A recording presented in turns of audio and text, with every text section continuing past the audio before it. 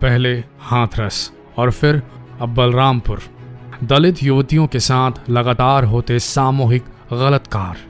आप में से बहुतों को यह मालूम होगा कि ये घटनाएं आम थी। फर्क बस इतना है कि इन घटनाओं को अब मीडिया वाले टेलीविजन में दिखा रहे हैं। ब्राह्मणों का वर्चस्व और दलितों का शोषण, और जहां दलित बहुतायत में हैं, ब्राह्मणों पर दबाव पड़ता है। बड़ी तीखी बात बोल रहे हैं, जिगर है सच सुनने का तो सुन लीजिए। हिंदुओं को बदनाम किया जा रहा है और हिंदू बदनाम हो भी गए। सच्चाई ये है कि हिंदुओं को बदनाम करने का पूरा षड्यंत्र रचा गया था, और आपको जानकर हैरानी होगी कि हिंदुओं को बदनाम करने का काम मुगलों ने नहीं, पाकिस्तान में बैठे किसी मुल्लाओं के ग्रुप ने नहीं किया, बल्कि खुद उन गद्दार हिंदुओं ने किया है जो अपनी नाकारी संतानों को बिना मेरिट के प्रमोट करना चाहते थे। ब्राह्मण का बेटा ब्राह्मण, शूद्र का बेटा शूद्र। ये इन्हीं गद्दार और भ्रष्ट हिंदुओं का काम है। यकीन नहीं होता तो बने रहिए इस वीडियो के अंत तक, आप खुद ये मानेंगे। ऊपर वाले की सबसे अनमोल रचना है इंसान, और जब इंसान का बच्चा पैदा होता है तो लोगों में ये भ्रांति फैला दी गई है कि तब हिंदू समाज उसे 4 भागों में बांट देता है कि बच्चा ब्राह्मण बनेगा, क्षत्रिय बनेगा, वैश्य बनेगा या शूद्र बनेगा। यानी कि उस बच्चे की किस्मत पैदा होती ही तय कर दी जाती है। और ये भ्रांति इतनी गहरी फैली है कि खुद हिंदू समाज भी, आज का हिंदू समाज भी इन बातों को मानने लगा है। लोग खुद ही तय कर लेते हैं कि अगर बच्चा शूद्र समाज में पैदा होता है तो वो नाली साफ करेगा, ब्राह्मण का बच्चा हुआ तो पंडित बनेगा, विद्वान बनेगा और बच्चों को पढ़ाएगा। देखा जाए तो कास्ट सिस्टम हिंदुओं के लिए सबसे बड़ा अभिशाप है, जिसने हिंदुओं को आपस में ही बांट रखा है। लेकिन यहाँ एक बड़ा पेंच है। हिंदू कास्ट सिस्टम गलत नहीं, इसका इंटरप्रिटेशन गलत है। इसे समझा और प्रचारित गलत तरीके से किया गया है, प्राचीन काल से ही भ्रष्ट हिंदुओं के द्वारा। बने रहिए इस वीडियो के अंत तक, क्योंकि आज इनकी पोल ये वीडियो खोलेगा। इंग्लिश शब्द है कास्ट, इसका हिंदी अर्थ होता है जाति। आपको बता दें, प्राचीन काल में कास्ट सिस्टम बनने से पहले वर्ण व्यवस्था थी। कास्ट सिस्टम नहीं, जातिगत व्यवस्था नहीं, वर्ण के हिसाब से व्यवस्था, गुणों के हिसाब से व्यवस्था। वर्ण समाज में लोगों का टैलेंट देखकर, उनका स्किल देखकर तय किया जाता था। उसके हिसाब से उन्हें समाज में अलग अलग श्रेणी के काम दिए जाते थे। लेकिन कास्ट सिस्टम भ्रष्ट हिंदुओं ने बनाया, और इसी ने एक दूसरे में भेदभाव डालना शुरू कर दिया। आज के हिंदू समाज में ना ही समानता है और ना ही जस्टिस। आज अगर कोई हिंदू लड़का एक हिंदू लड़की से शादी करने जाता है तो उसके सामने जाति की सबसे बड़ी दीवार खड़ी हो जाती है। हिंदुओं ने ही ये तय किया है कि कौन सी जाति उच्च कोटि की है और कौन सी छोटी। आपको यकीन नहीं होगा, लेकिन कास्ट सिस्टम का किसी वेद में उल्लेख नहीं है, लेकिन वर्ण व्यवस्था का है।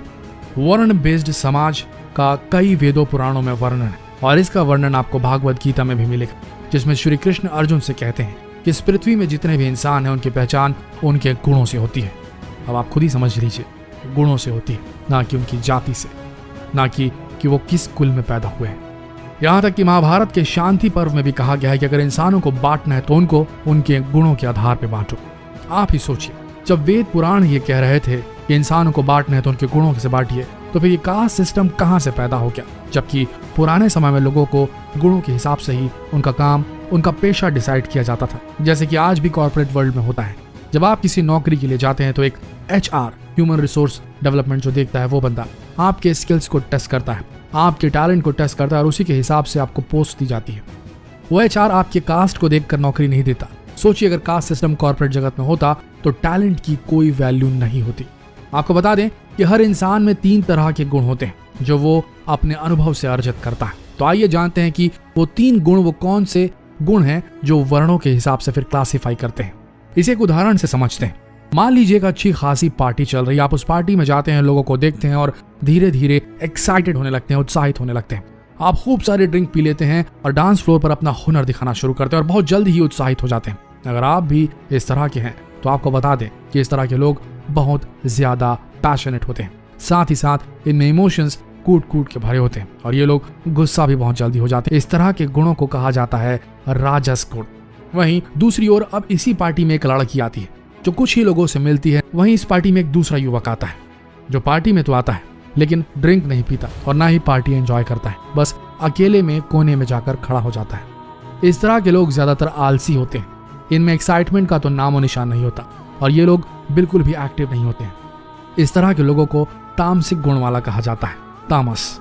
अब इस पार्टी में एक जेंटलमैन की एंट्री होती है। जेंटलमैन पूरी तरीके से सूटेड बूटेड होता है, लिमिटेड ड्रिंक्स लेता है लेकिन लिमिटेड लेता है, लोगों से सीमा में इंटरैक्ट करता है और बिल्कुल सौहार्दपूर्ण तरीके से सभी लोगों से मिलता है। ऐसे लोगों में सात्विक गुण होता है। आपको बता दें कि ऐसे लोग बुद्धिमान होते हैं, समझदार होते हैं, लोगों को बहुत जल्दी प्रभावित कर लेते हैं और इनकी पर्सनालिटी देखने लायक होती है।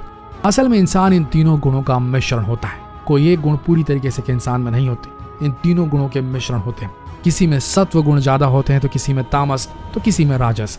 देखा जाए तो हर इंसान में कोई एक गुण सबसे ज्यादा हावी होता है। जैसे कि मानकर चलिए, अगर सड़क पर कहीं झगड़ा हो रहा है, झगड़ा इतना बढ़ जाता है कि हाथापाई तक बात आ जाती है, तब एक तामस गुण का व्यक्ति ये सोचेगा कि अरे मुझे क्या करना है इन सब में पढ़कर, और वो इस झगड़े को पूरी तरीके से इग्नोर करके सीधा चला जाएगा। तो ऐसा युवक तामस वाला होगा। वहीं राजस गुण का व्यक्ति बहुत जल्दी गुस्से में आ जाएगा और उस झगड़े में इन्वॉल्व हो जाएगा।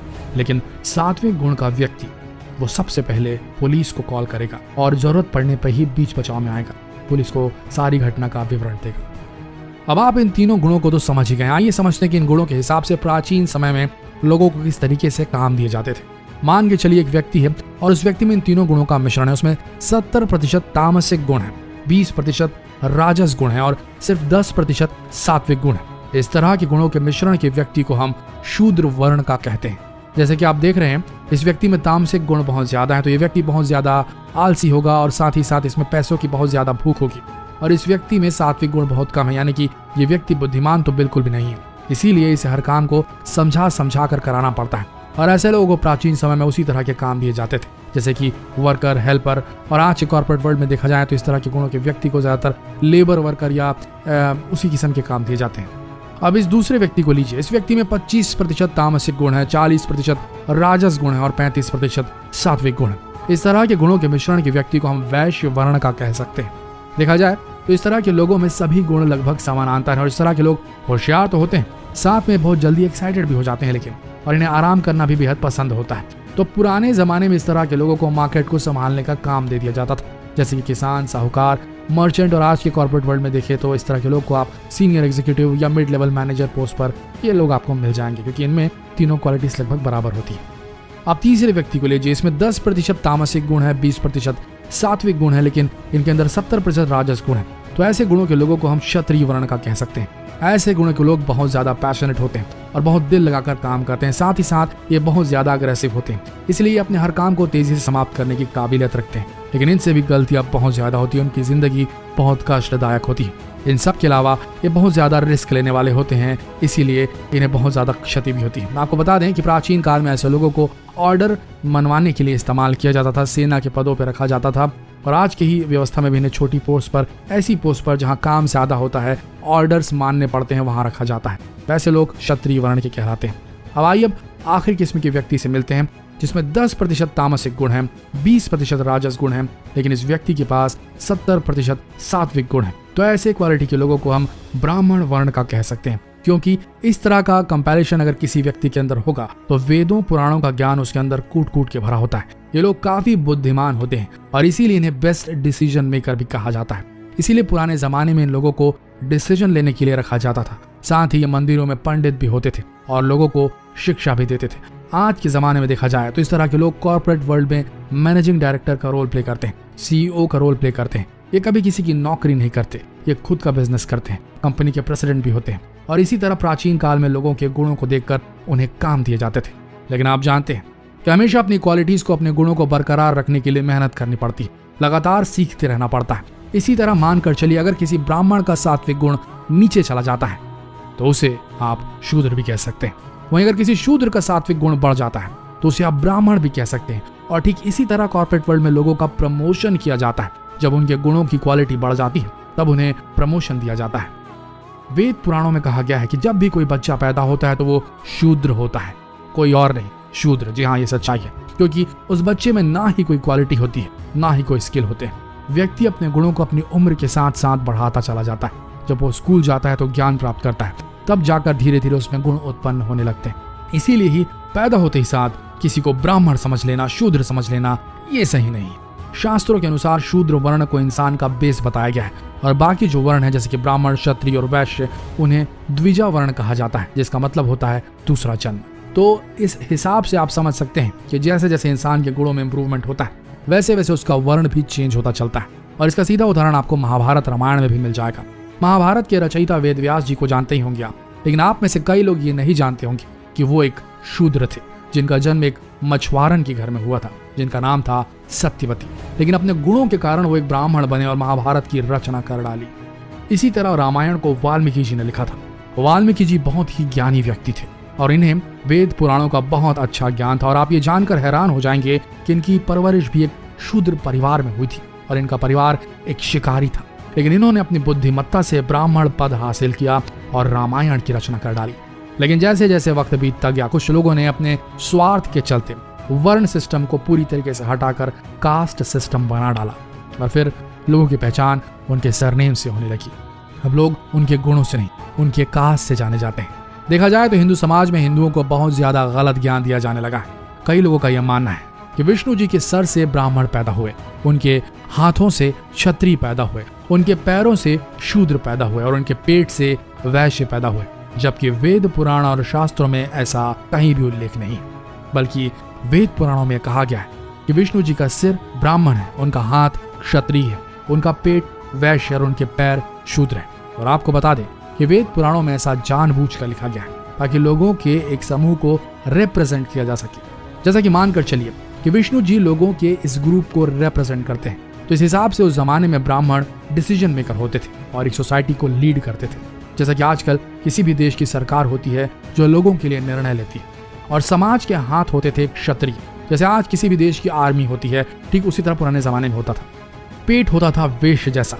आज के जमाने में देश में कंपनियां देश की इकोनॉमी को संभाल कर रखती है, और समाज के पैर होते थे शूद्र, जो लोग सर्विसेज देते थे। जैसे कि आज के जमाने में लोग गवर्नमेंट और प्राइवेट जॉब करते हैं और लोगों को सर्विसेज देते हैं। अब आप किसी भी देश और उसके स्ट्रक्चर को देख लीजिए, आपको ये चारों वर्ण नजर आएंगे। लेकिन यहीं पर कुछ लोग ऐसा मानने लगे कि ब्राह्मण लोग डिसीजन मेकर होते हैं, तो क्या उन्हें सुपीरियर मानने लगे, और शूद्र लोग सर्विस करते हैं तो क्या उन्हें इन्फीरियर माना जाए? तो आपको बता दें ऐसा बिल्कुल भी नहीं है, क्योंकि एक शरीर में जितना महत्व सर का होता है उतना ही महत्व पैर का भी होता है। देखा जाए दोस्तों, इस कास्ट सिस्टम को हटाकर अगर वर्ण व्यवस्था को वापस ले आ जाए तो लोगों के क्वालिटी और गुणों के हिसाब से उन्हें काम मिलेगा।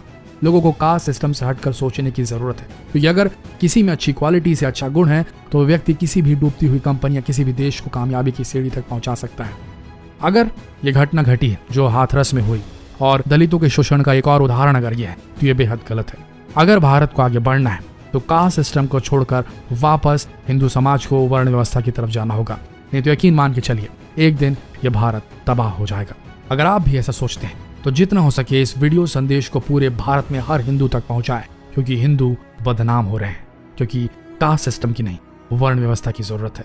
ब्राह्मण वैश्य शूद्र क्षत्रिय सारे हिंदू हैं और सब एक समान है।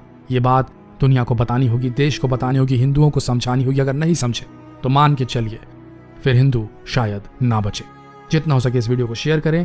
मिलते हैं अगले वीडियो में, तब तक के लिए इस वीडियो के अंत तक बने रहने के लिए आप सबका धन्यवाद।